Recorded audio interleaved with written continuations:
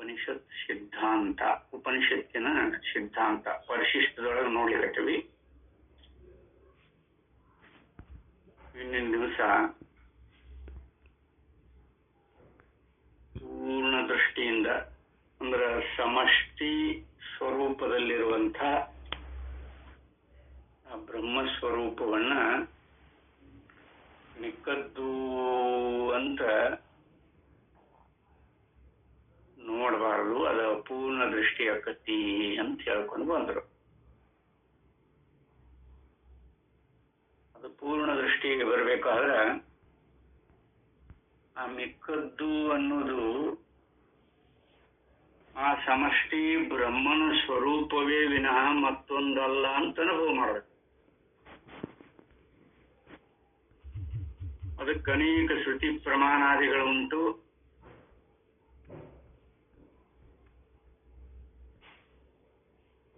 ಬರೇ ಶ್ರುತಿ ಪ್ರಮಾಣಗಳನ್ನ ಅನುಸರಿಸಿಕೊಂಡು ನಾವು ಕಂಡುಕೊಳ್ಳುವಾಗ ನಮ್ಮ ಅನುಭವದೊಳಗೂ ಹಾಗೆ ಇದ್ದುಕೊಂಡಿದೆ. ಇಡೀ ಸಮಷ್ಟಿ ಪ್ರಪಂಚವೆಲ್ಲವೂ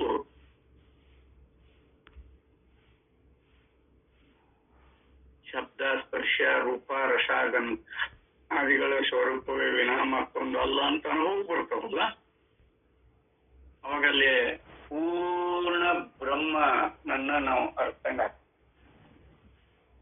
ಅನುಭವ ರೂಪದೊಳಗೆ ಕಂಡಾಗ ಪೂರ್ಣ ಬ್ರಹ್ಮನನ್ನ ಅರ್ಥಂಗ ಆಗ್ತದೆ.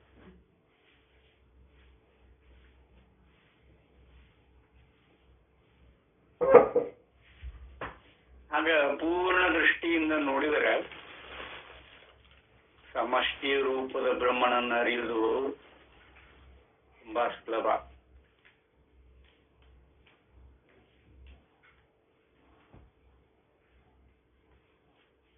ಯಾಕ? ಆದ್ರೆ ಅದೇ ನಮ್ಮ ಆತ್ಮ ಚೈತನ್ಯ ಸ್ವರೂಪವನ್ನ ಅರಿಯುವುದು ತುಂಬಾ ಕಷ್ಟ.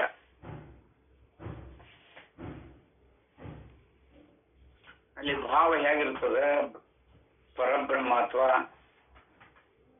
ಸಮಷ್ಟಿ ರೂಪದ ಬ್ರಹ್ಮ ಮೊದಲು ನಾವು ಅದನ್ನ ಒಬ್ಬ ಇದ್ದಾನ ಅಂತ ನೋಡಿ ನಮ್ಗೆ ಇಲ್ಲಿ ಅಂತಃಕರಣಾದಿಗಳಲ್ವ ಇವನ್ನ ಇಟ್ಕೊಂಡು ಹಂಗ ಕಲ್ಪನೆ ಮಾಡ್ಕೊತೇವೆ ನಾವು. ಅವನ ಜೊತೆಗೆ ಮಿಕ್ಕದ್ದು ಅನ್ನುವಂಥ ಈ ಭೌತಿಕ, ದೈವಿಕ, ಆಧ್ಯಾತ್ಮಿಕ ಪ್ರಪಂಚವನ್ನು ನಾವು ಕಲ್ಪನೆ ಮಾಡಿಕೊಂಡಿರ್ತೇವೆ. ಸಮಷ್ಟಿ ಬ್ರಹ್ಮವನ್ನು ಅರಿಯುವಾಗ ಈ ನಿಸರ್ಗದೊಳಗ ಆಗುವ ಕ್ರಿಯಾಕಾರ್ಯಗಳೆಲ್ಲವೂ ಮಾನವನಿಗೆ ಅಸಂಭವ ಅಂತೂ ನಮಗನುಭವಕ್ಕೆ ಬರ್ತದೆ.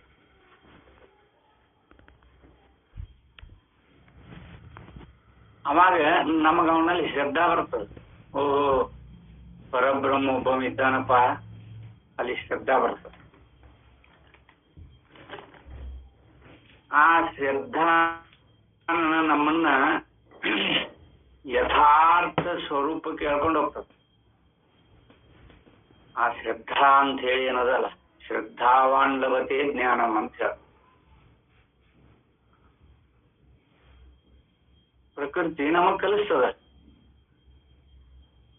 ಅವಾಗಿದು ಮಾನವನಿಗೆ ಅಸಂಭವ ಅನ್ನುವಂಥ ಅಂತ ನಾವು ಅವಾಗ ಶ್ರದ್ಧಾ ಎಲ್ಲಿಡ್ಬೇಕು? ಆ ಪರಬ್ರಹ್ಮನಲ್ಲೇ ಇರ್ಬೇಕು. ಅವ್ನು ಒಬ್ಬಂಗ ಸಾಧ್ಯ. ಗೊತ್ತಿದ್ದೋ ಗೊತ್ತಿಲ್ದನೋ ಅವ್ನು ನಂಬ್ತೇವೆ ನಾವಲ್ಲಿ. ಅವನಲ್ಲಿ ಶ್ರದ್ಧಾ ಬರ್ತದೆ ನಾವು.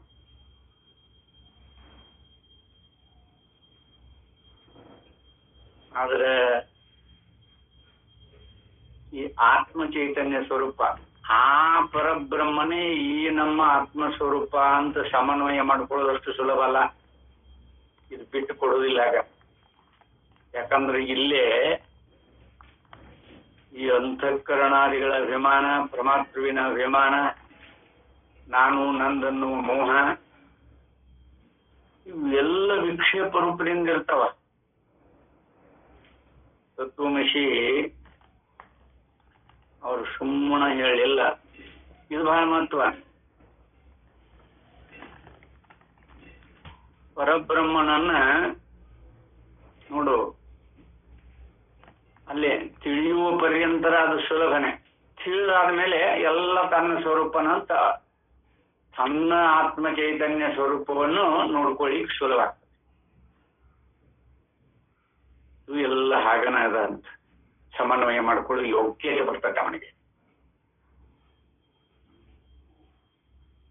ಅದಕ್ಕೆ ಸಮಷ್ಟಿ ಮತ್ತು ವ್ಯಷ್ಟಿ ರೂಪಗಳ ಪರಬ್ರಹ್ಮಣ ಇರುವಿಕೆಯನ್ನ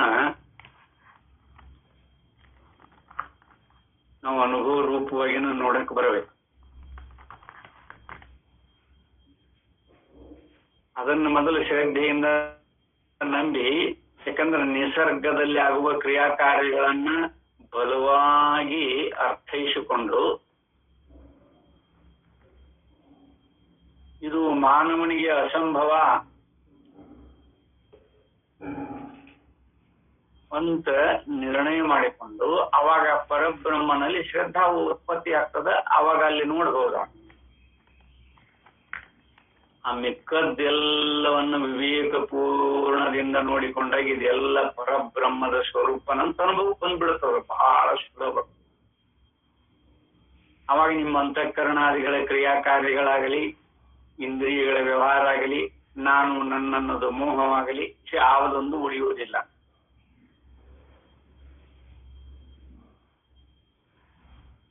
ಅಂದ್ರೆ ಇಲ್ಲಿ ಬರ್ತದ ನೋಡಿ, ಆತ್ಮ ಚೈತನ್ಯದ ಸ್ವರೂಪ ಇದು ನಮ್ಮೊಳಗಿರ್ತದೆ ಅಂತ ಕಲ್ಪನಾ ಅದ. ಈ ಮೋಹ ಬಿಡುವುದು ತುಂಬಾ ಕಷ್ಟ. ಅದಕ್ಕೆ ಅವ್ರ ತತ್ವಮಸಿ ಅದು ನೀನ ಇದೆಯೋ ಶ್ವೇತಕೇತು ಬೇರೆ ಅಲ್ಲ,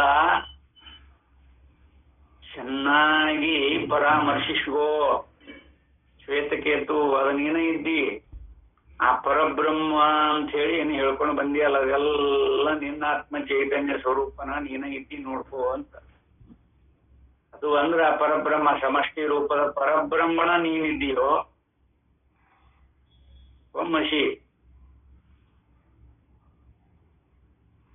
ಇದು ಅನುಭವಕ್ಕೆ ಬರ್ಬೇಕಾದ್ರೆ ಒಂದ್ ಸ್ವಲ್ಪ ಕಷ್ಟ ಆಗತ್ತೆ.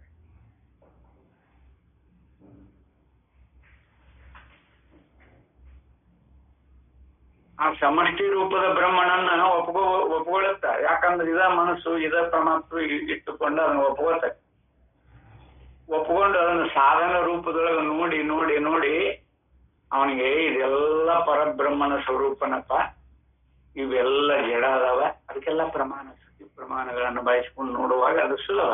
ಯಾಕಂದ್ರೆ ನಾವು ನೋಡುವವರಾಗಿರ್ತೇವೆ ಅವಾಗ. ಆದ್ರೆ ಇಲ್ಲಿ ಹಂಗಿಲ್ಲ. ವಿವೇಕ ಮಾಡೋನು ನೀನ,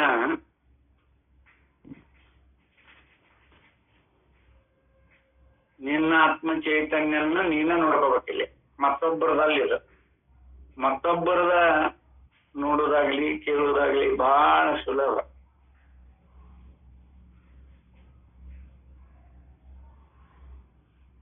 ಐದು ಜನ ಆತ್ಮ ಸ್ನೇಹಿತರು ಬಹಳ ಪ್ರೀತಿ ಇತ್ತ. 5 ಮಂದಿ ಬಹಳ ಚಲೋ ಇದ್ರು.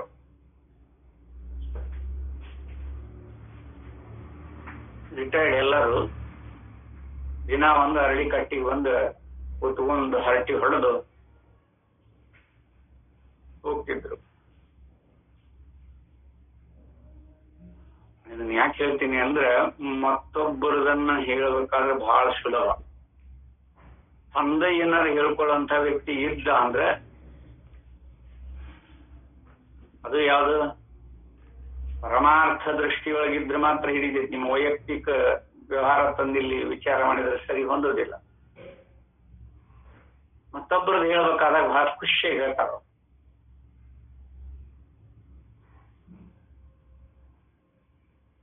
5 ಜನ ಸ್ನೇಹಿತರಲ್ಲ ಅವರು. 5ನೇದವ ಇಲ್ಲ, ನನಗೆ ಇವತ್ತೊಂದು ಸ್ವಲ್ಪ ಕೆಲಸದಪ್ಪ ಹೋಗ್ತೇನೆ ಅಂತ. ಅವಾಗ ಇನ್ನುಳಿದ 4 ಮಂದಿ ಕೂತಿದ್ರಲ್ಲ, ಅವನು ಹೋಗಿ ಆಡ್ಕೊಳಿಕತ್ತು.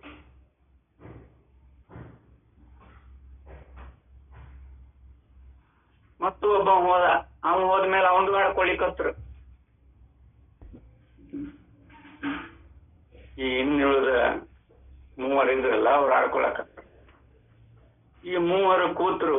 ನಾ ಎದ್ದು ಹೋದ್ರ ನಂದು ಆಡ್ಕೋತಾರ ಇವರು ಅಂತೀವ, ನಾ ಎದ್ದು ಹೋದ್ರ ನಂದು ಆಡ್ಕೋತಾರ. ಅಭಿಮಾನ ನೋಡ್ರಿ. ಆ 3 ಮಂದಿ ಬಿಟ್ಟು ಹೋಗೋದೇ ಇಲ್ಲ ಅವ್ರು. ನಾವಾದ್ರೆ ಇವ್ರಿಬ್ರು ಉಳಿತಾರ, ಇಬ್ರು ಮಾತಾಡ್ಕೋತಾರ. ನಾವು ಎಲ್ಲರ ಮನುಷ್ಯನೊಳಗನು ಅದೇ ಭಾವ ಬರ್ತದಲ್ಲ.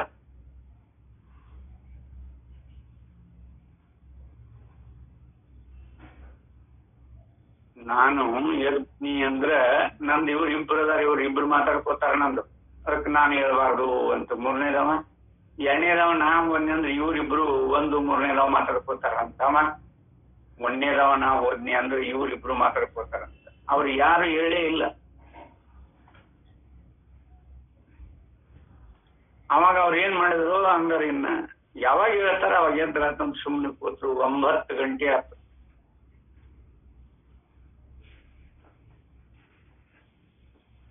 ಇನ್ನೂ ಕೂತಿರಲ್ವ ಅಂತ ಬಂದವ 5ನೇದವ. ಬಂದಾಗೆ ಹೋಗು ನಡ್ರಿಪ್ಪ ಅಂತ ಎಲ್ಲರೂ ಕೂಡ. ಅದಕ್ಕ ಮತ್ತೊಬ್ಬರದ್ದು ಮಾತಾಡೋದಂದ್ರೆ ಬಹಳ ಇಷ್ಟ ನಮಗ ಅಲ್ಲ. ನಮ್ಮದನ್ನ ನಾವು ನೋಡ್ಕೋಬೇಕಾದಾಗ ಸ್ವಲ್ಪ ಕಷ್ಟ. ವ್ಯಾವಹಾರಿಕ ದೃಷ್ಟಿಯೊಳಗರ ಇರ್ಬೋದು, ಪಾರಮಾರ್ಥಿಕ ದೃಷ್ಟಿಯೊಳಗರ ಇರ್ಬೋದು. ಹಾಗನೆ ಇಲ್ಲೇ ಪರಬ್ರಹ್ಮನನ್ನ ತಿಳಿಬೇಕಾದಾಗ ಇದ ಅಂತಃಕರಣ ಮನ ಬುದ್ಧಿಯಾದಿಗಳನ್ನಿಟ್ಟುಕೊಂಡು ಪ್ರವೇಶ ಆಗಿ ಕೊನೆಗೆ ಇವು ಯಾವ ಇಲ್ಲದಂಗಾಗಿ ಪರಬ್ರಹ್ಮನ ಸ್ವರೂಪದೊಳಗ ನಿಲ್ತ.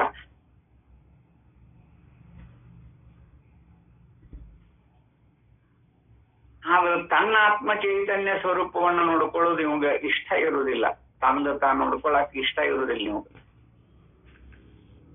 ಆಚಾರ ವಿಚಾರಾದಿಗಳು ಬೇರೆ ಬೇರೆ ರೂಪದೊಳಗಿರ್ತಾವ. ಅದಕ್ಕೆ ತನ್ನನ್ನು ತಾನು ನೋಡ್ಕೊಳ್ಳೋದು ತುಂಬಾ ಕಷ್ಟ. ಒಂದು ನೋಡಿದ್ರಾಗ ಒಂದು ವಿಕ್ಷೇಪ ಆಗತ್ತೆ. ಈ ದೃಷ್ಟಿಕೋನ ಇದ್ದೇ ಇರ್ತದೆ. ಅದಕ್ಕೆ ಇದು ಕಷ್ಟ. ಅದಕ್ಕೆ ನೀನು ಅದ ಇದ್ದೀಯೋ ಶಿವತಕೇತು ಚೆನ್ನಾಗಿ ಪರಾಮರ್ಶಿಸಿ ಅನುಭವಕ್ಕೆ ಅನುಸರಿಸಿಕೊಂಡು ಕಂಡುಕೋ ಅಂತ ಹೇಳ್ತಾನೆ. ನೋಡಮ್ಮ, ಹಾಗೆ ಇರುವುದಲ್ಲ. ಮತ್ತೊಬ್ಬರದಾದ್ರೆ ಬಹಳ ಚೆನ್ನಾಗಿ ಮಾತಾಡ್ತೇವೆ ನಾವು. ಅದಕ್ಕೆ ಅಲ್ಲೇ ಪರಬ್ರಹ್ಮನಲ್ಲಿ ಶ್ರದ್ಧಾ ಬರ್ತದೆ. ಅದು ಬೇಗ ಅಂಟಿಕೊಳ್ಳುತ್ತೆ. ಮತ್ತೊಂದು ವಸ್ತು ಅಂತ ತಿಳ್ಕೊಂಡು ಇಲ್ಲೇ ನಿಂದ ನೀ ನೋಡ್ಕೋ ಅಂತಂದ್ರೆ ಒಂದ್ ಸ್ವಲ್ಪ ಕಷ್ಟ ಆಗತ್ತೆ. ಯಾರಿಗಾದ್ರೂ ಕಷ್ಟ ಆಗತ್ತೆ. ಅದನ್ನ ಅದು ಮತ್ತೆ ಪೂರ್ಣಾನು ದೃಷ್ಟಿಯಿಂದ ನೋಡೋದು ಇನ್ನೂ ಕಷ್ಟ ಆಗುತ್ತೆ. ಮಮಕಾರ ಬಹಳ ಇರ್ತದೆ ಇದ್ರ ಮೇಲೆ. ಶರೀರ, ಇಂದ್ರಿಯ, ಅಂತಃಕರಣ, ಮನೋಬುದ್ಧಿಯಾದಿಗಳು, ಪ್ರಮಾರ್ಥರು ಇವುಗಳ ಮೇಲೆ ಬಹಳ ಮೋಹ ಇರ್ತದೆ ನಮಗೆ. ಇದ ಹೋಗಿಲ್ಲ ಅಂದ್ರೆ ನಮಗ ನಮ್ಮ ಆತ್ಮ ಚೈತನ್ಯ ಸ್ವರೂಪವನ್ನು ತತ್ವಮಸಿ ಅನ್ನುವುದರ ಅರ್ಥ ಗೊತ್ತೇ ಆಗುತ್ತಿಲ್ಲ.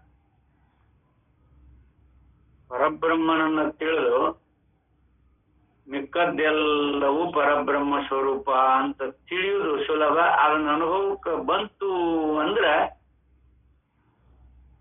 ಅಲ್ಲಿ ಅವನ ಮತ್ತೊಂದನ್ನು ನೋಡ್ಲಿಕ್ಕೆ ಆಗೋದೇ ಇಲ್ಲ. ಮತ್ತೊಂದನ್ನು ನೋಡೋದಿಲ್ಲ, ಮತ್ತೊಂದನ್ನು ಕೇಳೋದಿಲ್ಲ, ಮತ್ತೊಂದನ್ನು ಮುಟ್ಟೋದಿಲ್ಲ, ಮತ್ತೊಂದನ್ನು ಮುಟ್ಸೋದಿಲ್ಲ.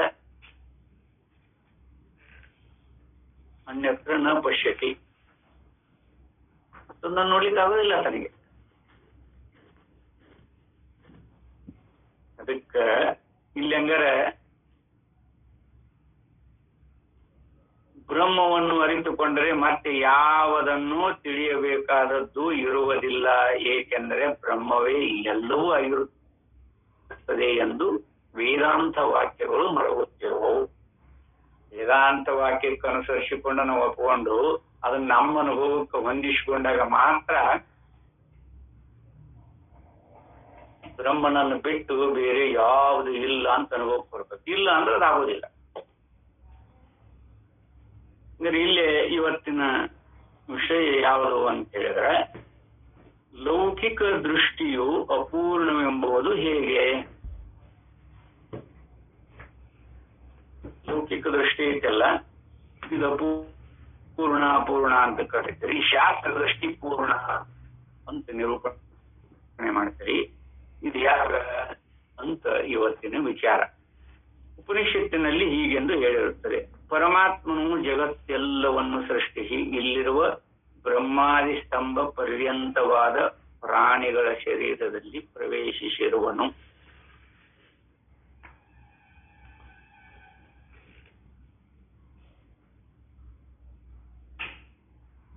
ಇದು ಒಂದು ವಾಕ್ಯ.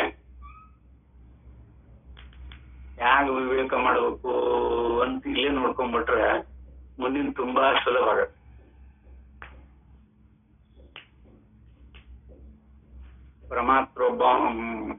ಪರಮಾತ್ಮ ಒಬ್ಬ ಇದ್ದಾನ, ಅವನ ಈ ಜಗತ್ತೆಲ್ಲವನ್ನು ಸೃಷ್ಟಿ ಮಾಡ್ತಾನ. ಆಮೇಲೆ ಬ್ರಹ್ಮ ಸ್ತಂಭದ ಪರ್ಯಂತರ ಇವನ ಎಲ್ಲಾ ಪ್ರಾಣಿಗಳಲ್ಲಿನೂ ಬಂದು ಸೇರ್ಕೋತಾನ.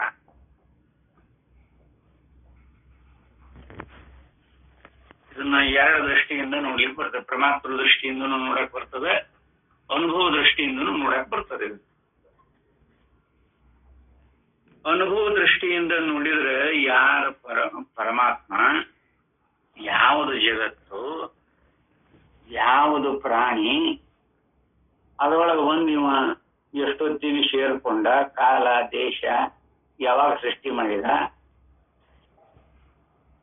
ಇದೆಲ್ಲ ಅನುಭವಾನುಸಾರಿಯಾಗಿ ಕಂಡ. ಆ ಪರಬ್ರಹ್ಮನನ್ನು ಬಿಟ್ಟು ಮತ್ತೊಂದು ವಸ್ತು ಸಿದ್ಧ ಆಗುವುದಿಲ್ಲ.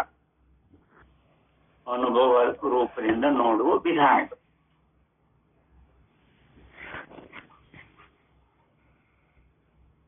ಮತ್ತೆ ಪರಮಾತ್ಮ ದೃಷ್ಟಿಯನ್ನಿಟ್ಟುಕೊಂಡು ನಾವು ಇದನ್ನ ಹೌದು ನಂಬಿಕೆ.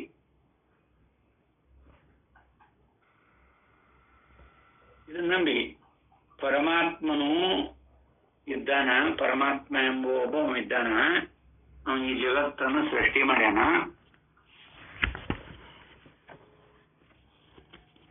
ಬ್ರಹ್ಮ ಸೃಷ್ಟಿ ಇದು. ಅದರೊಳಗೆ ಬಂದು ಈ ಎಲ್ಲಾ ಪ್ರಾಣಿಗಳ ಶರೀರದೊಳಗಾಗಲಿ ಅಥವಾ ಈ ಜಡರೂಪವಾಗಿರುವಂಥ ಈ ಪ್ರಪಂಚದಲ್ಲಿ ದೃಶ್ಯ ರೂಪವಾಗಿ ತೋರ್ತವ ಅವೆಲ್ಲದರೊಳಗೂ ಸೇರ್ಕೊಂಡಾನ. ಯಾಕಂದ್ರೆ ಅವುಗಳಿಗೆ ಇರವು ಅಂತ ಐತಲ್ಲ, ಅವುಗಳ ಇರವು ನಮಗ್ ಗೊತ್ತಾಗ್ತೈತಿ ಅಂದ್ರೆ ಅದರೊಳಗೂ ಪರಮಾತ್ಮ ಇದ್ದಾನ.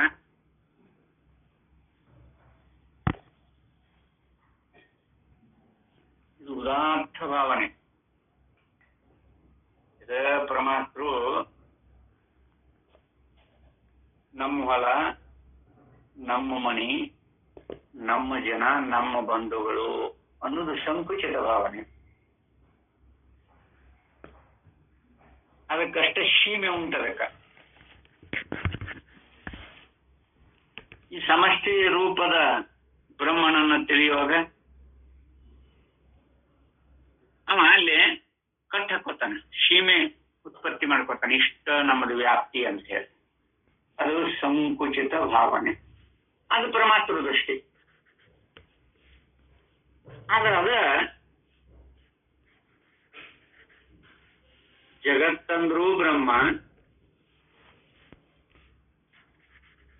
ಈ ಬ್ರಹ್ಮಾದಿ ಸ್ತಂಭ ಪರ್ಯಂತವಾದ ಪ್ರಾಣಿಗಳ ಶರೀರ ಅಂದ್ರೂ ಬ್ರಹ್ಮ, ಅವುಗಳಿಗೆ ಬಂದು ಸೇರ್ಕೊಂಡನ ಅನ್ನೋದು ಬ್ರಹ್ಮ. ಇದು ಬರೀ ಅಧ್ಯಾರೋಪ ಮಾಡಿ ಹೇಳಿದ್ದೇ ವಿನಃ ಅನುಭವ ರೂಪದೊಳಗೆ ಬ್ರಹ್ಮನನ್ನು ಬಿಟ್ಟು ಮತ್ತೊಂದಿಲ್ಲ ಅಂತೇಳಿ ಏನು ಬರ್ತದಲ್ಲ, ಅದು ವ್ಯಾಪಕ ದೃಷ್ಟಿ. ಎರಡು ನಿಮ್ಮಲ್ಲಿ ಅದ. ಅದನ್ನ ಅಧ್ಯಾರೋಪ ಮಾಡ್ಕೊಂಡು ಹೇಳ್ಯಾರಿ ಈ ವಾಕ್ಯ ಅಂತ ನಿರ್ಣಯ ಮಾಡಿಕೊಂಡು ಅನುಭವದ ರೂಪದೊಳಗ ಆ ಪರಬ್ರಹ್ಮನನ್ನ ಅಥವಾ ಪರಮಾತ್ಮನನ್ನ ಆ ರೂಪದಾಗ ತಿಳಿಲಿಕ್ಕೂ ನಿಮಗ ಅನುಭವ ಪರ್ಯಂತರ ಅವಲೋಕನ ಮಾಡಿದ್ರ, ತಿಳಿಯುವುದಲ್ಲ, ಅನುಭವ ರೂಪದಿಂದ ಕಂಡುಕೊಳ್ಳೋದು. ವಾಕ್ಯ ಒಂದೇ ಇದು.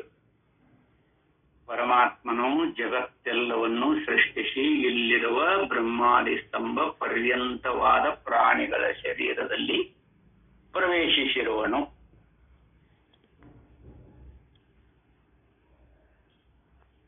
ಇದನ್ನು ನೋಡ್ರಿ. ಇದನ್ನ ಅನುಭವ ಮಾಡಬೇಕಾದ್ರೆ ನೀವು ಇದನ್ನ ಅನುಭವ ಮಾಡಬೇಕಾದ್ರೆ ನಿಮ್ಮ ಆತ್ಮ ಆತ್ಮ ಚೈತನ್ಯದ ದೃಷ್ಟಿ ಮೊದಲು ನಿಮ್ಗೆ ಅನುಭವಕ್ಕೆ ಬಂದಿದ್ದು ಇದು ಅನುಭವಕ್ಕೆ ನಿಲ್ಲುತ್ತೆ. ನಿಮ್ಮ ಆತ್ಮ ಸ್ವರೂಪವನ್ನು ವ್ಯಾಪಕ ದೃಷ್ಟಿಯೊಳಗ ಅವಲೋಕನ ಮಾಡ್ಕೊಳಕ ಬಂದಿದ್ರ ಇದು ಅನುಭವಕ್ಕೆ ನಿಲ್ಕತ್ತೆ. ಇಲ್ಲ ಅಂದ್ರೆ ಸಂಕುಚಿತ ಭಾವದಿಂದೊಡಗೂಡಿ ನನಗೆ ಇಷ್ಟ ಎಕರೆ ಜಮೀನುಂಟು, ತೋಟ ಉಂಟು, ಹೆಂಡ್ರು ಮಕ್ಕಳು, ಬಂಧು ಬಳಗ, ನಾ ಇಂಥ ಊರೊಳಗೆ ಒಂದು ಮನೆಯೊಳಗೆ ಇದ್ದೇನೆ, ಹೀಗೆ ತಿಳ್ಕೊಂಡಂಥ ಪರಮಾತ್ಮವಿನ ದೃಷ್ಟಿ ಅದಲ್ಲ, ಇದು ಎಂದೂ ಆತ್ಮ ದೃಷ್ಟಿಯನ್ನು ನೋಡ್ಲಿಕ್ಕೆ ಆಗೋದಿಲ್ಲ.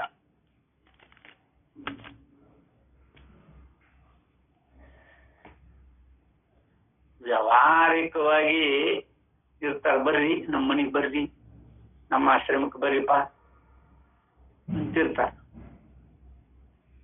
ಬ್ರಹ್ಮಾಂಡನ ಅವನ ಆಶ್ರಮ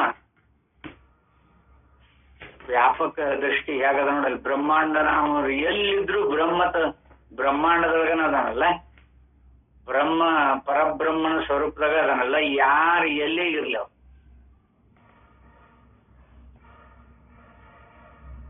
ಅವ್ರ ಬ್ರಹ್ಮ ಸ್ವರೂಪವನ್ನು ಬಿಟ್ಟು ಇರ್ಲಿಕ್ಕೆ ಉಂಟ? ಮತ್ತಿಲ್ಲಿ ನಂದು ಅನ್ನೋ ಮಮಕಾರ ಹಾಕಬೇಕು ನಮಗೆ.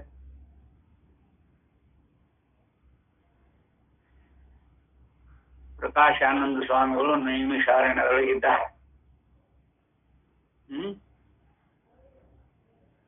ಅವರು ಬಂದಿರ್ತಾರಲ್ಲ ಇಲ್ಲಿ, ಅವ್ರು ಎಲ್ಲಿದ್ರೆ ಆ ಬ್ರಹ್ಮ ಸ್ವರೂಪದೊಳಗನೆ ಇದ್ದಾರೆ ನೋಡಿ. ನಾವೆಲ್ಲರೂ ಬೇರೆ ಬೇರೆ ಬೇರೆ ಬೇರೆ ಸ್ಥಾನದೊಳಗೆ ನಾವೆಲ್ಲರೂ ಇದ್ದೇವೆ. ಆದ್ರೆ ನಾವೆಲ್ಲರೂ ಇದೇ ಮೊಬೈಲ್ ಮಾಧ್ಯಮದಿಂದ ನೋಡಂಗಾರ. ಇದು ಮೊಬೈಲ್ ಅಂದ್ರೆ ಬ್ರಹ್ಮನ ಎಲ್ಲವನ್ನು ವ್ಯಾಪಿಸಿಕೊಂಡದಲ್ಲ ಇಲ್ಲಿ. ಎಲ್ಲ ಊರು, ದೇಶ, ಕೋಶ,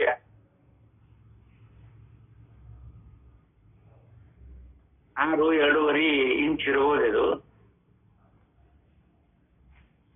6 ಇಂಚು, 2.5 ಇಂಚು, ಬೇಡ 3 ಇಂಚ್ ಇದ್ದಿತ್ತು. ಇದ್ರೊಳಗನೆ ವ್ಯಾಪಿಸಿಕೊಂಡೇವಲ್ಲ, ಇವೆಲ್ಲ ವ್ಯಾಪಿಸಿಕೊಂಡೈತಲ್ಲ. ಎಷ್ಟೋ ಕಿಲೋಮೀಟರ್ಸ್, 1000 ಕಿಲೋಮೀಟರ್ ದೂರದಿಂದ ಜಾಯಿನ್ ಆದವರು ಕೂಡ ಇದ್ರೊಳಗನ ಅದ.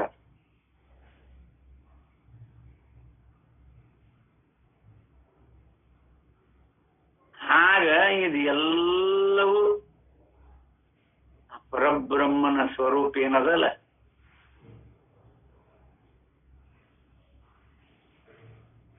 ಇದನ್ನು ಸಮನ್ವಯ ಮಾಡ್ಕೋಬೇಕಾದಾಗ, ನಮ್ಮ ಆತ್ಮ ಚೈತನ್ಯದಲ್ಲಿ ಸಮನ್ವಯ ಮಾಡ್ಕೋಬೇಕಾದಾಗ, ದೃಷ್ಟಾಂತನೂ ಮೊಬೈಲ್ನಿಂದ ಇರಬಹುದು.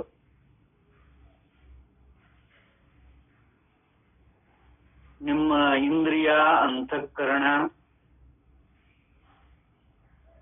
ಪರಮಾತ್ಮತ್ವ ಇವ್ಯಾವಾದ್ರೂ ಎಲ್ಲಾದ್ರೂ ಕ್ರಿಯೆ ಮಾಡ್ಲಿಕ್ಕೆ ಉಂಟ? ಅವಾಗ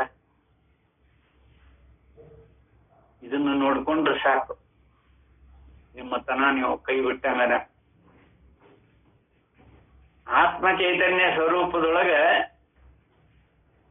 ಈ ಮೊಬೈಲ್ನಾಗ ಎಷ್ಟೆಷ್ಟೋ ಕಿಲೋಮೀಟರ್ ದೂರದಿಂದ ಇದ್ದವರು ಇದ್ರೊಳಗನ ವ್ಯಾಪ್ತ ಆದಂಗೆ, ಈ ಅಂತಃಕರಣಾದಿಗಳಾಗಲಿ ಇಂದ್ರಿಯಗಳಾಗಲಿ ನಿಮ್ಮ ಆತ್ಮ ಚೈತನ್ಯವನ್ನ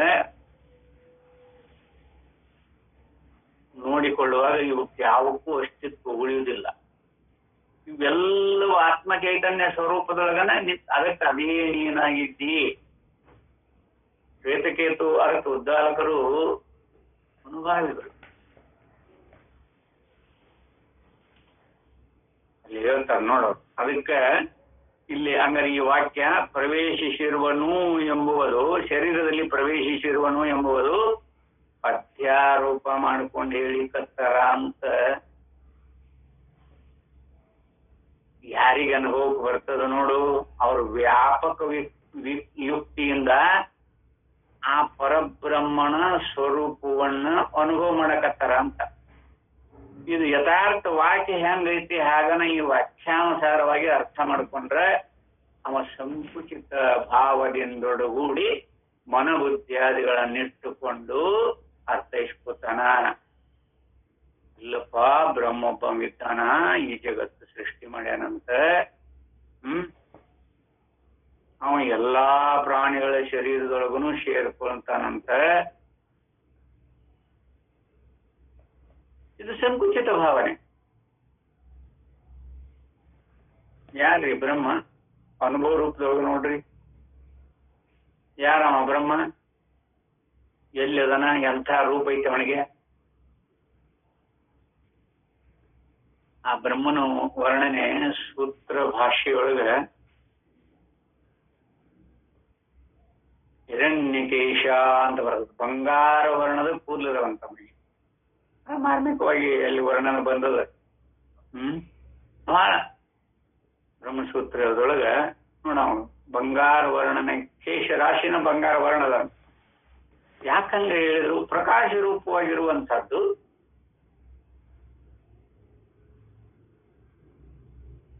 ಇರ್ಲಿ. ಹಾಗನ ಇಲ್ಲೇ ಯಥಾರ್ಥವಾಗಿ ಈ ವಾಕ್ಯ ಅಧ್ಯಾರೋಪ ಮಾಡಿಕೊಂಡದ್ದು ಅಂತ ಅನುಭವಕ್ಕೆ ಬಂತು ಅಂದ್ರ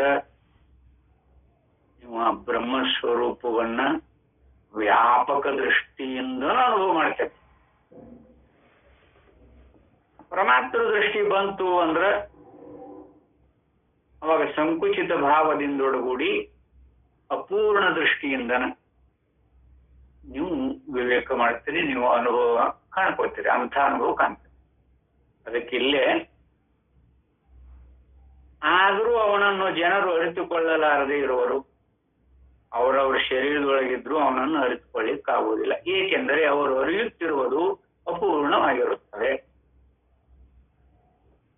ನಾನು ಉಸಿರಾಡುವವನು, ಮಾತನಾಡುವವನು, ನೋಡುತ್ತಿರುವವನು, ಕೇಳುತ್ತಿರುವವನು, ಯೋಚಿಸುತ್ತಿರುವವನು ಎಂದು ತಮ್ಮ ತಮ್ಮ ಕರ್ಮನಾಮಗಳಿಂದ ತಮ್ಮ ಸ್ವರೂಪವನ್ನು ಅರಿತುಕೊಳ್ಳುತ್ತಿರುವರು.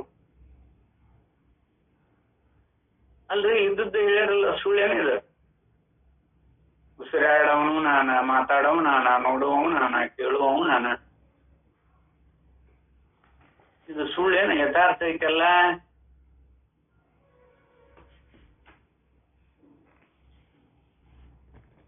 ಎಲ್ಲ ನೀನ ಇಲ್ಲ ಅಂತ ಹೇಳಿಲ್ಲ ಅವರು. ಕೇಳುವವ, ನೋಡುವವ, ಮುಟ್ಟುವವ, ಮುಟ್ಸುವವ ಎಲ್ಲ ನೀನ.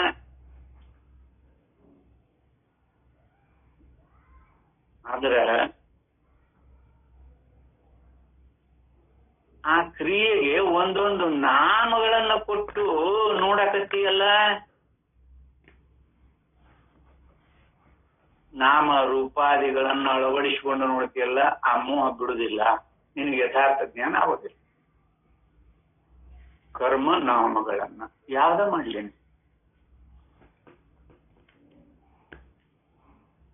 ಇದು ಅತ್ಯಂತ ಸುಲಭವಾಗಿ ಭಗವದ್ಗೀತೆ 3ನೇ ಅಧ್ಯಾಯದೊಳಗ ಕರ್ಮನ ಹೇಗೆ ಯೋಗ ಮಾಡ್ಕೋಬೇಕು ಅಂತ ಅತ್ಯಂತ ಸುಲಭವಾಗಿ ಶಂಕರರು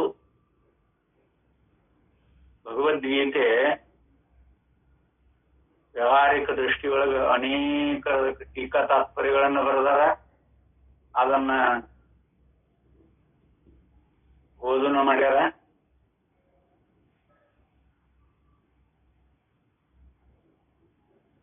ಆದ್ರೆ ಶಂಕರರ ಭಾಷೆ ಶೈಲಿಯೊಳಗ ನೀವು ಅದನ್ನು ಅವಲೋಕನ ಮಾಡಬಹುದು.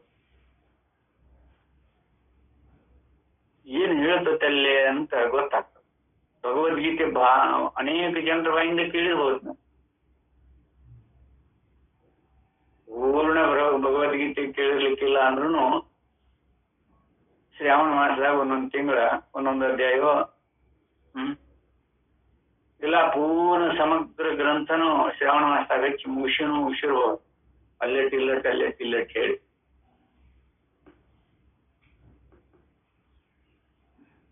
ಭಗವದ್ಗೀತೆ ಯಥಾರ್ಥವಾಗಿ ಅನುಸಂಧಾನ ಪ್ರಸ್ಥಾನವಾಗಿದ್ದರೂ ಕೂಡ ನಮಗ ಬ್ರಹ್ಮತತ್ವದೊಳಗೆ ನಿಲ್ಲಕ ತುಂಬಾ ಸಹಾಯಕವಾಗಿರುತ್ತೆ. ಅದಕ್ಕಲ್ಲೇ ಯಥಾರ್ಥವಾಗಿ ನಾನು ಉಸಿರಾಡುವವನು, ಕರ್ಮ ಮತ್ತು ಅದಕ್ಕೊಂದು ನಾಮ ಕೊಟ್ಟ ನಾವು ಅಭಿಮಾನಿಸಿಕೊಂಡು ಅರಿತುಕೊಳ್ತೇವೆ ವಿನಃ ನಮ್ಮ ಆತ್ಮ ಸ್ವರೂಪವನ್ನು ನಾವು ಅಲ್ಲಿ ನೋಡೋದಿಲ್ಲ. ವ್ಯಾಪಕ ದೃಷ್ಟಿನ ಬರೋದಿಲ್ಲ ನಮಗೆ, ಯಾವಾಗಲೂ ಸಂಕುಚಿತ ದೃಷ್ಟಿಯಿಂದ ನಾವು ವ್ಯವಹಾರ ಗಂಟು ಹಾಕೊಂಡೇವು. ನಾನು ನನ್ನದು ಅನ್ನುವಂಥದ್ದು ನಾನು ಅಲ್ಲ ನಂದು ಅಲ್ಲ ಅಂತ ಹೇಳ್ತದೆ ಶಾಸ್ತ್ರ.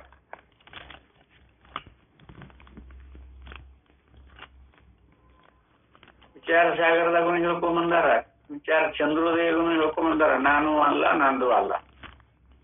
ಅದ ಪುಸ್ತಕದಾಗ ಅಷ್ಟನ ನಾವು ಅಳವಡಿಸಿಕೊಳ್ಳಿಲ್ಲ ಅಂತ ನಮ್ಗೆ ಹೆಂಗ್ ಬಿಡ್ತದ ಹೇಳ್ರಿ. ಪುಸ್ತಕದಾಗ ಇರ್ತತಿ, ನಾವಿರು ಹಂಗಿದ್ದೇ ಇರ್ತೇವಿ.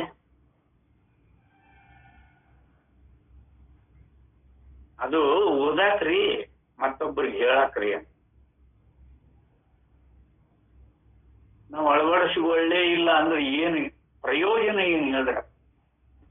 ಎಲ್ಲಾ ಗ್ರಂಥದೊಳಗೂ ಎಲ್ಲಾ ರೀತಿಯಿಂದ ಹೇಳ್ಕೊಂಡ ಬಂದಾರ. ನಮ್ಮ ಅನುಭವಕ್ಕೆ ಅನುಸರಿಸಿ ಅದನ್ನು ಕಂಡುಕೊಳ್ಳಿಲ್ಲ, ವ್ಯಾಪಕ ಯುಕ್ತಿಗಳಿಂದ ಒಡಗೂಡಿ ಅದನ್ನು ನೋಡ್ಲಿಲ್ಲ ಅಂದ್ರೆ ಪ್ರಯೋಜನ ಯಾವಾಗ ಎಷ್ಟು ಜನಕ್ಕಾಗ?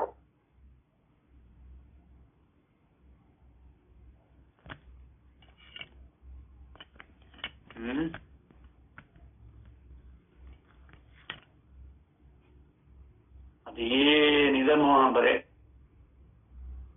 ಈ ಒಳಕಲ್ಲು ರುಬ್ಬುಗೊಂಡು 3 ತಲೆಮಾರದಿಂದ ಬಂದತ್ರಿ. ನಮ್ಮ ಪೂರ್ವಿಕರು ಇದರಾಗ ಎಲ್ಲ ಮಾಡ್ಕೊಂಡು ಬಂದಾರ. ಅದನ್ನ ಹೆಂಗ ಬಿಡುದು? ಹೊರಗೆ ಹಾಕೋಂಗಿಲ್ಲ ಅದನ್ನ.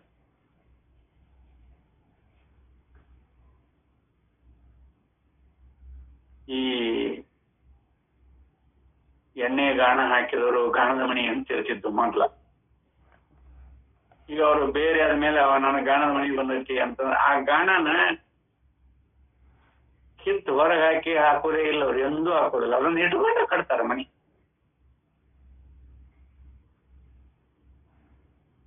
ಹಾಗಿರ್ತದ ನೋಡು. ಅದು ಬ್ರಹ್ಮಣ. ಅದನ್ನು ನಿತ್ಯ ಪೂಜಾ ಪುನಸ್ಕಾರಾದಿಗಳನ್ನ ಮಾಡಿ ಮತ್ತೆ ಯುಗಾದಿನೋ ಅಥವಾ ಯಾವುದೋ ಒಂದು ಪೌರ್ಣಿಮನೋ ಅಮಾವಾಸ್ಯೆ ಹಿಡಿತಾರೋ, ಯಾವುದೋ ಒಂದು ಅಮಾವಾಸ್ಯೆಗೆ ಮತ್ತೆ ಇದರನ್ನಿಟ್ಟು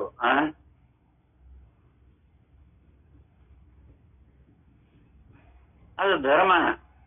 ಅದನ್ನು ಮಾಡಬೇಡ ಅಂತ ಹೇಳುವುದಿಲ್ಲ.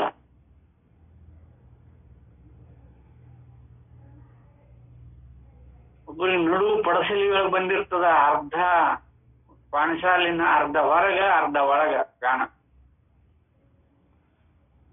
ಅಂಥದ್ದು ನೋಡೇನು.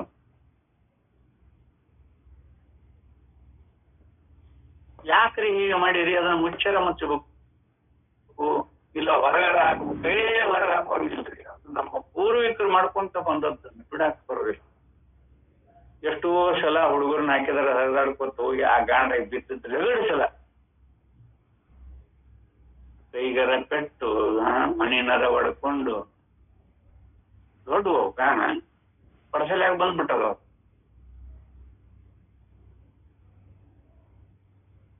ಹುಡುಗರು ಹರಿದಾಡೋ ಹುಡುಗರು ಹೋಗಿ ಬೀಳ್ತಿದ್ದು, ಆದ್ರೂ ಸಂಭಾಷಿಸ್ಬೇಕು.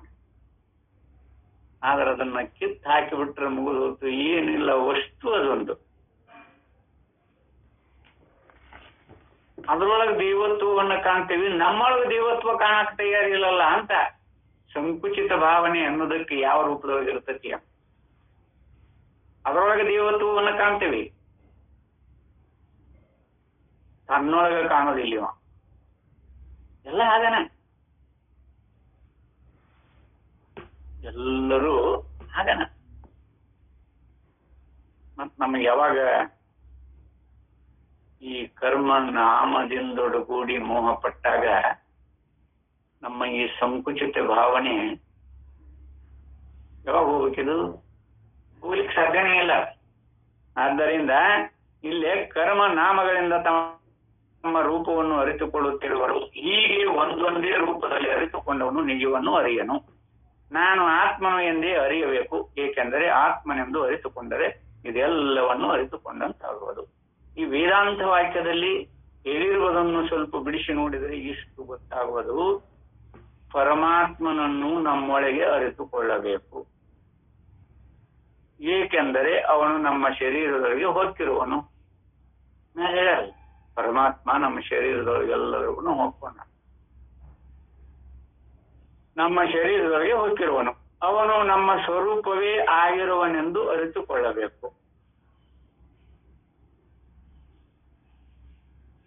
ಅವ ನಮ್ಮ ಶರೀರದೊಳಗೆ ಹೊಕ್ಕೊಂಡನ ಅಂತ ಹೇಳಿ ಅವ ನಮ್ಮ ಸ್ವರೂಪ ಅಂತ ಒಪ್ಕೋತಿರೋ? ಎರಡೂ ದೃಷ್ಟಿ ಅದ, ಸಂಕುಚಿತನೂ ಅದ, ವ್ಯಾಪಕ ದೃಷ್ಟಿನೂ ಅದ. ನೀವ್ ಹೆಂಗ್ ಹೊಂದ್ಕೊಂತೀರಿ, ಯಾಗ ಅನುಭವ ಮಾಡ್ಕೋತೀರಿ ನೋಡ್ರಿ. ಅವನು ನಮ್ಮ ಸ್ವರೂಪವೇ ಆಗಿರುವನೆಂದು ಅರಿತುಕೊಳ್ಳಬೇಕು. ಆ ಕಾರಣಕ್ಕಲ್ಲ ನಮ್ಮ ಶರೀರದೊಳಗೆ ಪರಮಾತ್ಮ ಬಂದು ಸೇರ್ಕೊಂಡನ, ಅದರ ಸಂಬಂಧ ನಮ್ಮ ಸ್ವರೂಪವ ಅಂತ ತಿಳಿಬೇಕು ಅಂದ್ರೆ ಮತ್ತೆ ಸಂಕುಚಿತನ. ಇರುವುದನ್ನ ಬ್ರಹ್ಮ ಇದ್ದೇನೋ ಮತ್ತಿನ್ನೆಲ್ಲಿ ತರ್ತಿ ಅಂತ ವ್ಯಾಪಕ ಯುಕ್ತಿಯಿಂದ ನೋಡ್ಕೊಂಡ್ರೆ ನಮ್ಗೆ ಧೀರ ಅಂತ ಕರೀತ, ಯಥಾರ್ಥ ತಿಳಿದವ ಅಂತ ಕರೀತ. ಬ್ರಹ್ಮನ ಬಿಟ್ಟ ಬೇರೆ ಅದೇನೆಲ್ಲ ನಾನ ಬ್ರಹ್ಮ, ಅಹಂ ಬ್ರಹ್ಮಾಸ್ಮಿ ಅಂತ ಹೇಳ್ಕೊತ ಬಂದ. ಇದು ಎಲ್ಲವೂ ನೋಡ ಅದ ನಾನಾಗಿದ್ದೇನೆ ಅಂತ ಹೇಳ್ತಾನವ ತತ್ವಮಸಿಯೊಳಗ. ಎದಕ್ಕೆ ಅದಿತಾನ್ರಿ? ಅದ ತಾನಾಗ ಎಲ್ಲವೂ ಬ್ರಹ್ಮ ಸ್ವರೂಪವಾಗಿ ಇದ್ದಂತ ಬ್ರಹ್ಮಜ್ಞಾನಿ ಯಾವ್ದಕ್ಕೆ ಅಂದಿತಾನ? ಯಾವ್ದಾರ ಅಂಜಾಕ ಮತ್ತೊಂದು ಇದ್ರೋದಲ್ಲ ಉಂಟು. ಇದನ್ನು ನಾವು ಅಳವಡಿಸಕೊಳ್ಳಕ ಹೋಗುದಿಲ್ಲ. ನಾವು ಮತ್ತು ಒಳ್ಳೆ ಏನ್ ಮಾಡೋರು, ನನಗಷ್ಟು ಬಲ ಆಗಿತ್ತು, ನನಗಷ್ಟು ಬೀಗರು ಬಿದ್ದರು ಅದಾರ, ಮತ್ತು ಇದನ್ನ ವರ್ಣನೆ ಮಾಡೋದು. 11 ಅಕ್ಷೋಹಿಣಿಯಲ್ಲಿ 7 ಅಕ್ಷೋಹಿಣಿ, 7 ಎಷ್ಟು ಬಲ ಇದ್ರೂ ಭಗವಂತನ ಕೃಪೆ ಇರ್ಲಿಲ್ಲ ಅಂದ್ರೆ ಅದು ಆಗೋದಿಲ್ಲಲ್ಲ ಅಂತ ಹೇಳ್ಕೊತ ಬರ್ತಾರಲ್ಲ.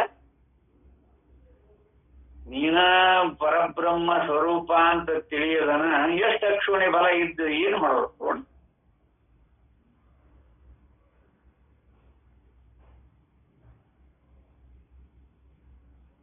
ಏನ್ರಿ ನಮ್ಮ ಊರಾಗ ಎಲ್ಲರೂ ಬೀಗ್ರ ನಮಗ ಬಂದರ ಬಾಣಿ ನಂತ ನೋಡ್, ಹೊಲದ ಮೇಲೆ ನಂಬಿಕೆ, ಕುಸ್ತಿ ಪಟುಗಳ ಮೇಲೆ ನಂಬಿಕೆ. ಅವಾಗ ಕುಸ್ತಿ ಅದಿರ್ತಾರ, ಅವನ ಮಕ್ಕಳ 3 ಮಂದಿ ಕುಸ್ತಿ ಜಗಜೆಟ್ಟಿಗಳವ್ರು, ಅವ್ರನ್ನ ತಡವಕ್ಕಾದಿತ್ತಾನ ಬರ್ರಿ ಯಾವ ಬರ್ತೀವಿ ಅಂತ ಹಿಂಗ ನಂಬ್ತೀವಿ ನಾವು. ಇಲ್ಲೇ ಪರಮಾತ್ಮನನ್ನು ನಮ್ಮ ಒಳಗೆ ಅರಿತುಕೊಳ್ಳಬೇಕು. ಏಕೆಂದರೆ ಅವನು ನಮ್ಮ ಶರೀರದೊಳಗೆ ಹೋಗ್ತಿರುವನು. ಅವನು ನಮ್ಮ ಶರೀರದೊಳಗೆ ಹೋಗ್ಕೊಂಡಾನ ಅಂತ ಅವನು ನಮ್ಮ ಸ್ವರೂಪವೇ ಆಗಿರುವನೆಂದು ಅರಿತುಕೊಳ್ಳಬೇಕು ಅಲ್ಲ. ನಮಗೆ ಕ್ರಿಯೆ ಏನಾರೈತೆ ನಾವು ಹೋಗೋದು ಬರೋದು. ನಮ್ಮ ಸ್ವರೂಪವು ಬೇರೆ ಬೇರೆ ಇಂದ್ರಿಯಗಳಿಂದ ಬೇರೆ ಬೇರೆ ಅಪೂರ್ಣ ರೂಪದಲ್ಲಿ ತೋರುತ್ತಿರುವುದು. ಆದರೆ ಅದೊಂದೂ ಪರಮಾತ್ಮನ ರೂಪವಲ್ಲ. ಯಾರಿದ್ರೇನು ಸಂಕುಚಿತ ಭಾವದಿಂದ ಒಡಗೂಡಿ ನೀವು ಏನಾರ ಮಾಡ್ಕೊಳ್ರಿ ಅದಾಗೋದೇ ಇಲ್ಲ. ಈ ಎಲ್ಲಾ ರೂಪಗಳನ್ನು ವ್ಯಾಪಿಸಿಕೊಂಡಿರೋ ರೂಪ ಒಂದಿದೆ, ಅದಕ್ಕೆ ಆತ್ಮನೆಂದು ಹೆಸರು. ಆತ್ಮರೂಪದಿಂದ ಅರಿತುಕೊಂಡರೆ ನಮ್ಮ ರೂಪವನ್ನು ಪೂರ್ಣವಾಗಿ ಅರಿತುಕೊಂಡಂತೆ ಆಗುತ್ತದೆ. ಇದು ದೇವರ ಕೆಲಸ. ನನ್ನ ಬುದ್ಧಿ, ನನ್ನ ವಿವೇಕ, ನಾನು ನೋಡ ನಾನು ಅಂತ ಬರ್ತದೆ ನೋಡ.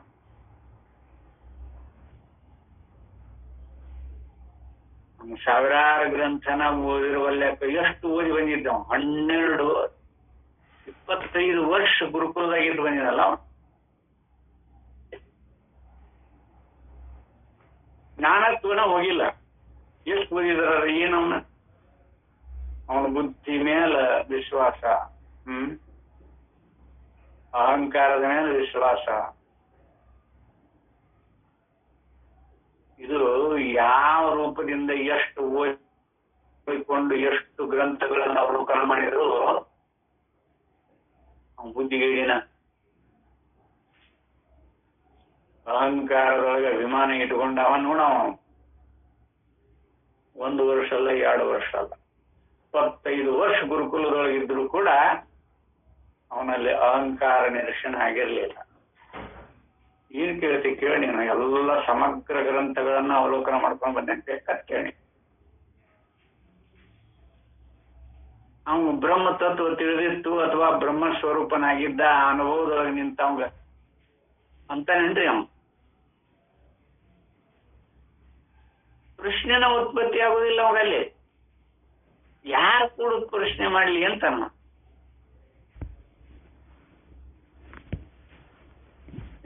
ಕೇಳು, ಬೇಕಾದ ಕೇಳಿ, ನಾನು ಹೇಳ್ತೇನೆ ನಿನಗ ಅಂತಿದ್ದೇನೋ.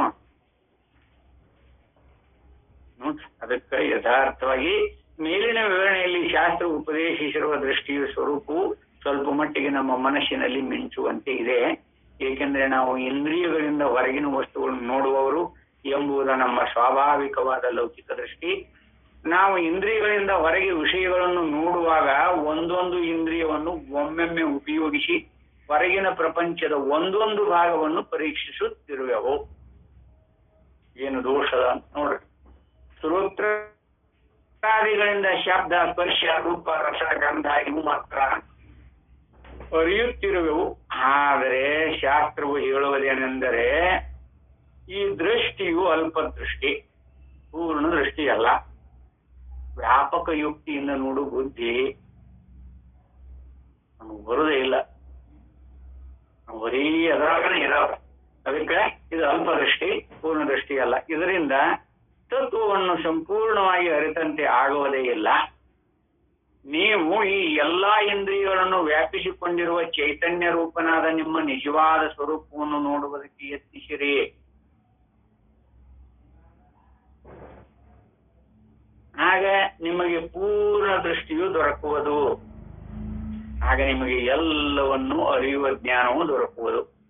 ಈ ಉಪದೇಶವು ನಮ್ಮಲ್ಲಿಲ್ಲದ ಹೊಸತತ್ವವನ್ನೇನು ಹೇಳಿಕೊಡುವುದಿಲ್ಲ. ಈ ಉಪದೇಶ ಮಾಡ್ಯಾರಲ್ಲಿಲ್ಲೇ ವ್ಯಾಪಕ ದೃಷ್ಟಿಯಿಂದ ಪೂರ್ಣ ದೃಷ್ಟಿಯಿಂದ ನೋಡ್ಕೊಳ್ರಿ ಅಂದ್ರೆ ಹೊಸದೇನಾರ ಉತ್ಪತ್ತಿ ಆಕತಿ ಅಂತ ಹೇಗೂ ತಿಳುವಂಗಿಲ್ಲ. ನಾವು ಮೊದಲೇ ಪೂರ್ಣವಾಗೇನೆ ಇದ್ದೀವಿ, ಅಪೂರ್ಣ ಅಂತ ಭಾವಿಸಿಕೊಂಡಿದ್ವಿ. ಪರಮಾತ್ಮ ದೋಷ.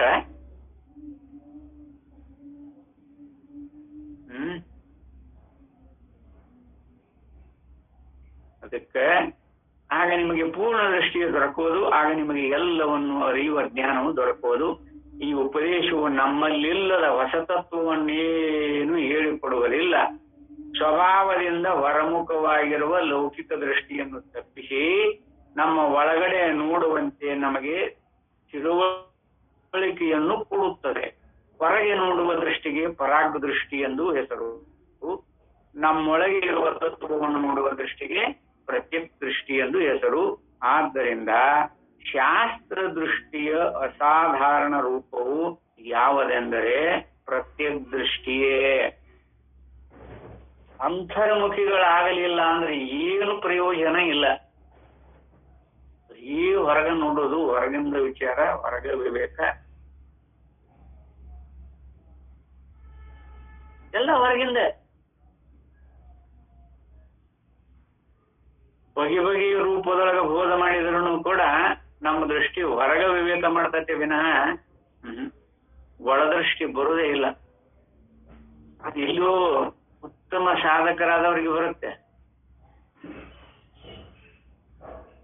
ಈಗ ಎಷ್ಟು ಸಾರಿ ಹೇಳ್ಕೊಂಬಂದಾರ, ಜಗತ್ತನ್ನೋದು ಹೊರಗಿಲ್ಲಪ್ಪ, ಇಂದ್ರಿಯಗಳಂದ್ರನ ಜಗತ್ತು, ಜಗತ್ತಂದ್ರನ ಇಂದ್ರಿಯ ಅಂತ ಹೇಳ್ಕೊತ ಬಂದಾರ. ಇದನ್ನು ಒಳದೃಷ್ಟಿಯಿಂದ ನೋಡಿಕೊಂಡು ಯಾರು ಅನುಭವ ಮಾಡಿರಿ? ಅವ್ನು ಯಾವುದ್ರೊಳಗೂ ಆಸಕ್ತಿ ಬರುವುದಿಲ್ಲ ನೋಡ್ರಿ. ನಿರಾಸಕ್ತನಾಗಿ ಬ್ರಹ್ಮ ಸ್ಥಿತಿಯೊಳಗೆ ಕೂತ್ಬಿಟ್ಟ. ಯಾಕಂದ್ರೆ ಜಗತ್ತು ಬರೀ ಇಂದ್ರಿಯಗಳ ಸ್ವರೂಪನ ಜಗತ್ತು ಅಂತ ಅನುಭವದಲ್ಲಿ ಕಂಡವ ಈ ಜಗತ್ತಿನೊಳಗೆ ವ್ಯವಹಾರ ಮಾಡೋದಕ್ಕೆ ಇಚ್ಛೆ ಮಾಡ್ತಾನೆ. ಯಾವ ವ್ಯವಹಾರ ಮಾಡಿದ್ರು ಅಷ್ಟೇ ಅದ್ರ ಹಣೆ ಬರ ಅಂತ ಗೊತ್ತಾಗ್ತದ.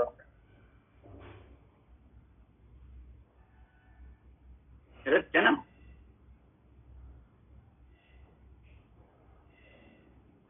ಇಂದ್ರಿಯಾದಿಗಳ ಸ್ವರೂಪ ಎಂಥದ್ದು ಅಂತ ಗೊತ್ತು ಮಾಡ್ಕೊಂಡು ಅವಂಗ ಜಗತ್ ಕಾಣತ್ತೇನ್ರಿ?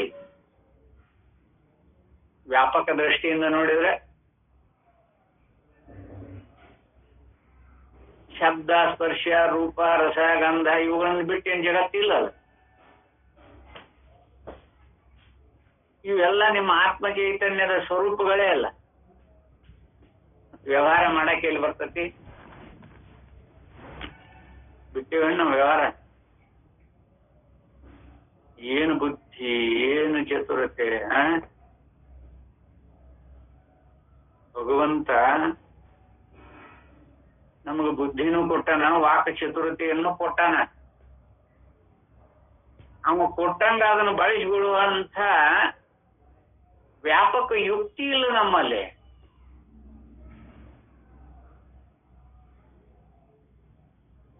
ಮತ್ ನಮಗೆ ಇನ್ನು ಎಂಥ ಜನ್ಮ ಬರ್ಬೋದು?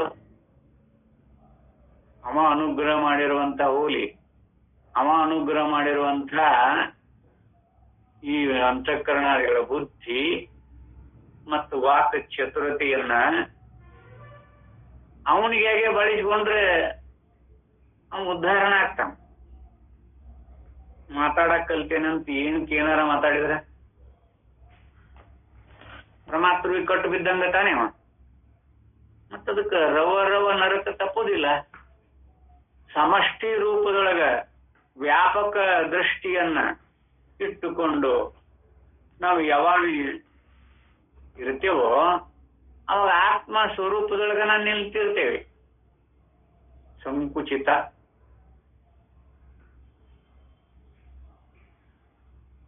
ಇನ್ನು ಕುಹಕ ದೃಷ್ಟಿನೂ ಇರ್ತದೆ. ಅದ್ರಾಗ ಇದು ಅತಿ ಅದಕ್ಕೆ ನರಕ ತಪ್ಪುದಿಲ್ಲ. ಕುಹಕ ದೃಷ್ಟಿನೂ ಇರ್ತದೆ ಇದ್ರಾಗ. ಆ ಕುಹಕ ದೃಷ್ಟಿಗೂ ಮನಬುದ್ಧಿಯಾದಿಗಳನ್ನ ಬಳಸ್ಕೊತಾನ, ವ್ಯಾಪಕ ದೃಷ್ಟಿಗೂ ಮನಬುದ್ಧಿಯಾದಿಗಳನ್ನ ಬಳಸ್ಕೊತಾನ, ಸಮಷ್ಟಿ ರೂಪದ ಅನುಭವ ನೋಡುವಾಗ ಅವನ್ನ ಬಳಸ್ಕೊತಾನ. ಅವಕ್ಕೇನು ಹಾನಿ ಇಲ್ಲ. ಈ ಕರ್ತೃತ್ವ ಭಾವ ಇಟ್ಕೊಂಡು ಮಾಡ್ತಾರಲ್ಲ, ಇದು ಸಂಕುಚಿತ ಭಾವನೆ. ಎಲ್ಲಿ ಕರ್ತೃತ್ವ ಇರ್ತದ ಅವರು ನಿಜವಾದ ಸಾಧಕರು ಅಲ್ಲ. ಕರ್ತೃತ್ವಕ್ಕೆ ಕಟ್ಟು ಬಿದ್ದಂಥವು ನಿಜವಾದ ಸಾಧಕನಲ್ಲ.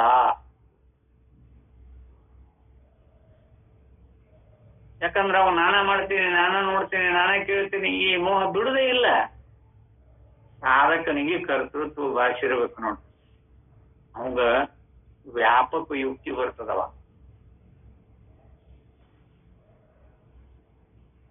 ಕರ್ತೃತ್ವ ಭಾವಿಸಿಕೊಳ್ಳುವುದನ್ನ ಹೇಗೆ ಸಾಧನೆ ಮಾಡ್ಕೋಬೇಕು?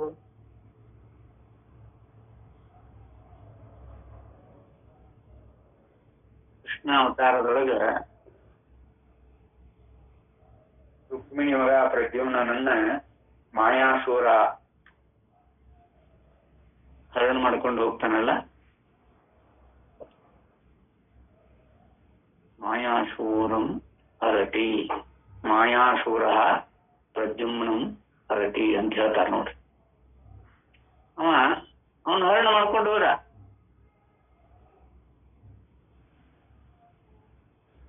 ಬಲರಾಮ ಅವಾಗ ಅಲ್ಲಿ ಅರ್ಜುನ ಇದ್ದ. ಅರ್ಜುನ ಯಾವುದೋ ಕಾರ್ಯ ನಿಮಿತ್ತ ಬಂದಿದ್ದ. ಅರ್ಜುನ ಮೂಡ್ಲೋಕದ ಗಂಡಲ್ಲ. ಯಾರೇನ್ ಮಾಡಿದ್ರು ಕೃಷ್ಣ ಮಾತ್ರ ಸುಮ್ಮನೆ ಧ್ಯಾನಾಸಕ್ತನಾಗಿ ಕೂತಿದ್ದ. ಎಲ್ಲರೂ ಬಂದ್ರು, ಏನ್ ನೀನು ಈಗ ಕೂತ್ ಬಿಟ್ಟಿ ಮಗನ ವೈದಾರ. ರುಕ್ಮಿಣಿ ಅತ್ಯಂತ ರೋಧ ದುಃಖ ತಪ್ತಳಾಗಿ ಚಿತ್ಕಾರದಿಂದ ಕೂಡ್ಕೊಂಡು ಅಳತಿದ್ಲು. ಸತ್ಯಭಾಮ ಓಡಿ ಬಂದು, ಸತ್ಯಭಾಮ ಅತ್ಯಂತ ಪ್ರೀತಿ ಅವನ ಮೇಲೆ. ಇವನು ಸುಮ್ಮನೆ ಕೂತಿದ್ದ. ಅಲ್ಲೇ ಕರ್ತೃತ್ವ ಇವ್ರಿಗಿದ್ದಂಗ ಅವಾಗ ಇರ್ಲಿಲ್ಲ ಅಂತ ಅದ್ರ ಅರ್ಥ. ಇಂಥ ಅನೇಕ ಪುರಾಣ ಇತಿಹಾಸದೊಳಗೆ ಬಂದವ ನಾವು ನೋಡ್ಕೊಳ್ಳೋದಿಲ್ಲ. ನೋಡ್ದ ಹಾಗನ ನಮ್ದು ರೀತಿನ ಬೇರೆ, ನಮ್ಮ ಕರ್ತೃತ್ವದ ಮೇಲೆ ನಮ್ಗೆ ಬಹಳ ಅಭಿಮಾನ. ಆದ್ದರಿಂದ ಇಲ್ಲಿ ನಾವು ಹೊರಗಿನ ಶಬ್ದ ಸ್ಪರ್ಶಾದಿಗಳನ್ನು ನೋಡುವಂತೆ ನಮ್ಮ ಸ್ವರೂಪವೇ ಆಗಿರುವ ಪರಮಾತ್ಮನನ್ನು ವಿಷೀಕರಿಸಿ ನೋಡಲಾರವೆಂಬುದು ಸ್ಪಷ್ಟವಾಗಿದೆ. ಏಕೆಂದರೆ ಆ ಸ್ವರೂಪದ ಬೆಳಕಿನಿಂದಲೇ ನಾವು ಎಲ್ಲವನ್ನು ನೋಡುತ್ತಿರುವೆವು. ಆದರೆ ಆ ಸ್ವರೂಪವು ಇಲ್ಲವೆನ್ನುವುದಕ್ಕೂ ಆಗುವಂತಿಲ್ಲ. ಏಕೆಂದರೆ ಅದು ಇಲ್ಲವೆನ್ನುವುದಕ್ಕೆ ಕೂಡ ನಾವು ಇರಬೇಕು. ನೋಡಲಿ, ಅದು ಐತಿ ಅನ್ನಕ್ಕೂ ನಾವು ಬೇಕು, ಇಲ್ಲ ಅನ್ನಕ್ಕೂ ನಾವು ಬೇಕು. ಹಾಗಾದರೆ ನಾವು ಅದನ್ನು ಅರಿಯುವುದು ಹೇಗೆ ಎಂದರೆ ಅದೇ ನಾವು ಎಂದು ತಿಳಿದುಕೊಳ್ಳುವುದೇ ಅದಕ್ಕೆ ಉಪಾಯವು. ಆದ್ದರಿಂದಲೇ ಶ್ರುತಿ ಹೀಗೆನ್ನುತ್ತಿರುವುದು. ಇದು ಮೊದಲು ಬ್ರಹ್ಮವೇ ಆಗಿತ್ತು, ಅದು ತನ್ನನ್ನೇ ಬ್ರಹ್ಮವೆಂದು ಅರಿತುಕೊಂಡಿತು. ಆ ಜ್ಞಾನದಿಂದಲೇ ಅದು ಎಲ್ಲವೂ ಆಯಿತು. ದೇವತೆಗಳಲ್ಲಿ ಯಾವನು ಅದನ್ನು ಅರಿತುಕೊಂಡನೋ ಅವನೇ ಆದಾನು, ಬೇರೆ ಏನೂ ಆಗುವುದಿಲ್ಲ. ಋಷಿಗಳಲ್ಲಿಯೂ ಹೀಗೆ, ಮನುಷ್ಯರಲ್ಲಿಯೂ ಹೀಗೆ. ಈಗಲೂ ಯಾವನು ನಾನು ಬ್ರಹ್ಮವಾಗಿರುವನು ಎಂದು ಅರಿತುಕೊಳ್ಳುವನೋ ಅವನು ಇದೆಲ್ಲವೂ ಆಗುವನು. ಅವನನ್ನು ಸರ್ವವಾಗದಂತೆ ದೇವತೆಗಳು ಅಡ್ಡಿ ಮಾಡಲಾರರು, ಏಕೆಂದರೆ ಅವನು ಅವರಿಗೂ ಆತ್ಮನಾಗಿರುತ್ತಾನೆ. ನೀವು ಹೀಗೆ ತಿಳ್ಕೊಳಕ ಬ್ರಹ್ಮ ಜಿಜ್ಞಾಸ ಮಾಡೋರಿಗೆ ದೇವತೆಗಳೆಲ್ಲರೂ ಅನುಗ್ರಹ ಮಾಡ್ತಾರೆ ವಿನಃ ವಿಕ್ಷೇಪ ಮಾಡೋದಿಲ್ಲ.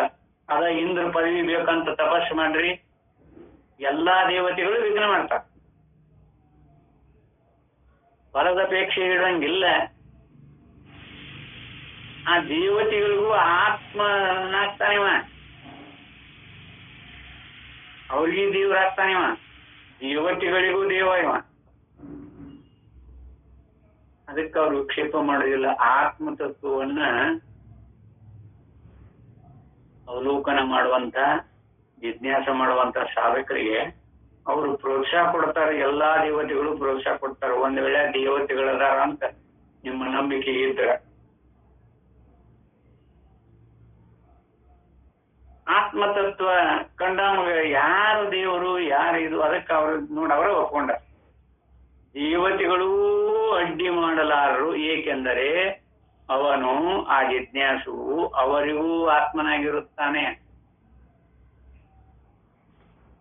ಅದಕ್ಕ ನಮ್ಮ ಆತ್ಮ ಚೈತನ್ಯ ಅಷ್ಟು ಆಗ ಅದನ್ನ ಸಂಕುಚಿತ ದೃಷ್ಟಿಯಿಂದ ಇಟ್ಕೊಂಡ್ರೆ ನಾವು ಇಲ್ಲೇ ಇರ್ತೇವೆ. ಹಾಗಾದ್ರೆ ವ್ಯಾಪಕ ದೃಷ್ಟಿಯಿಂದ ನೀವು ಕಂಡಾಗ ಅವ ದೇವತೆಗಳ ಆತ್ಮನಾಗಿರ್ತಾನ. ಬರೇ ಈ ಜಗತ್ತು ಇದಕ್ಕಷ್ಟ ಅಲ್ಲ, ದೇವತೆಗಳಿಗೂ ಕೂಡ ಆತ್ಮನಾಗಿರ್ತಾನ. ಅದು ವ್ಯಾಪಕ ಯುಕ್ತಿ. ಯಾಕಾಗಿರ್ತಾನ ದೇವತೆಗಳಿಗೆ ಆತ್ಮನಾಗಿರ್ತಾನ ಅಂತ ಇದನ್ನ ಅನುಭವದಾಗ ಹೆಂಗ್ ಕಂಡಿರಿ? ಆ ವಿಚಾರವನ್ನ ಮತ್ತೆ ನಾಳೆ ದಿವಸ ವಿವೇಕ ಮಾಡೋಣ ಅಂತ ಹೇಳಿ ಈ 4 ವಾಕ್ ಪುಷ್ಪಾದಿಗಳನ್ನ ಸದ್ಗುರು ಚರಣ ಕರ್ಪಿಸಿ ಇವತ್ತಿನ ಈ ಉಪನ್ಯಾಸಕ್ಕೆ ವಿದಾಯ ಹೇಳುತ್ತೇನೆ. ಹರಿ ಓಂ ತತ್ಸತ್.